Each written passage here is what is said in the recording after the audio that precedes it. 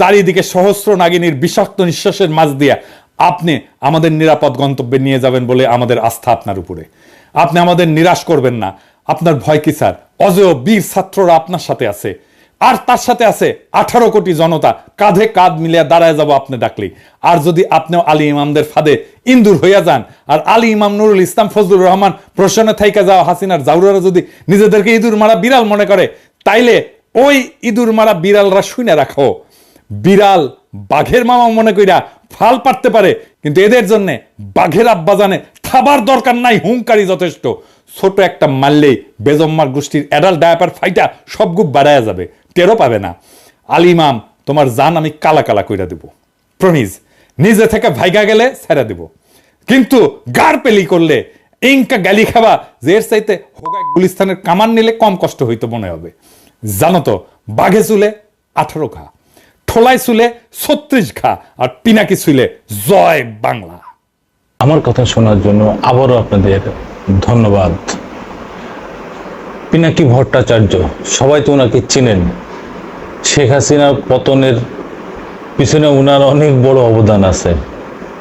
উনি সুদূর প্রবাসে থাকেন, ওখান থেকেই উনি ইউটিউবে সোশ্যাল মিডিয়ায় যেভাবে কথা বলেন তা মানুষের মনে গেঁথে যায়।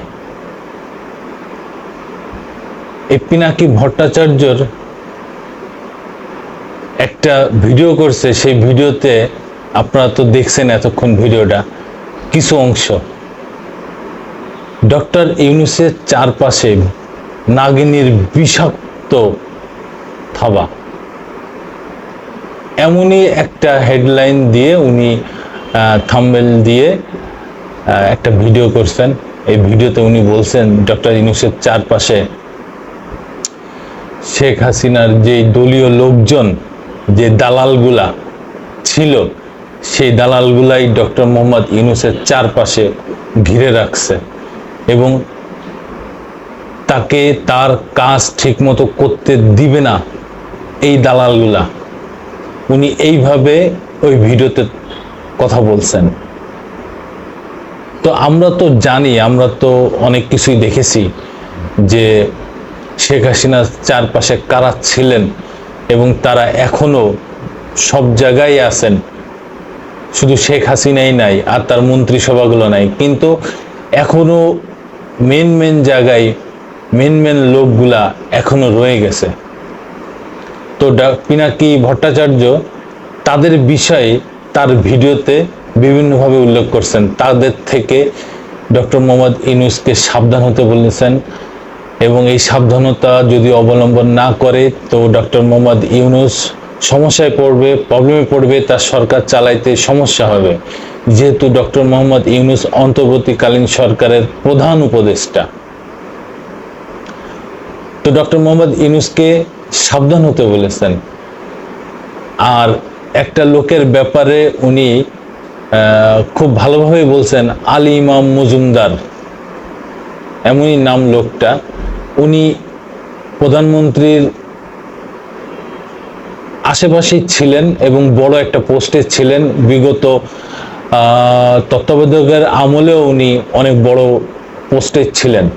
এখন আবার সেই ডক্টর মোহাম্মদ ইউনূসের উপদেষ্টা মণ্ডলীর পাশে উনি মুখ্য সচিব কিংবা কোন একটা পোস্টে আছেন, সেটা উল্লেখ করছেন।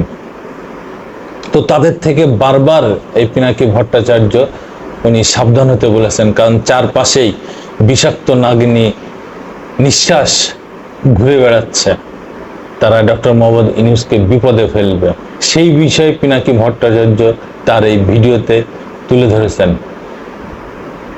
আমরা সবাই আশা করব যে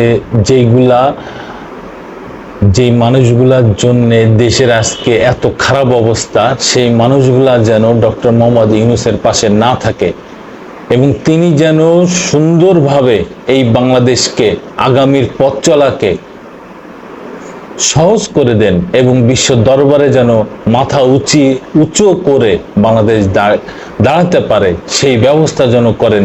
এবং আমরা ছাত্র জনতা সবাই ডক্টর মোহাম্মদ ইউনূসকে সহযোগিতা করব তার পথ চলাকে সুগম করার জন্যে। ধন্যবাদ। আমি প্রিন্স, আবার আসবো নতুন কোনো কথা নিয়ে, নতুন কোনো কাহিনী নিয়ে।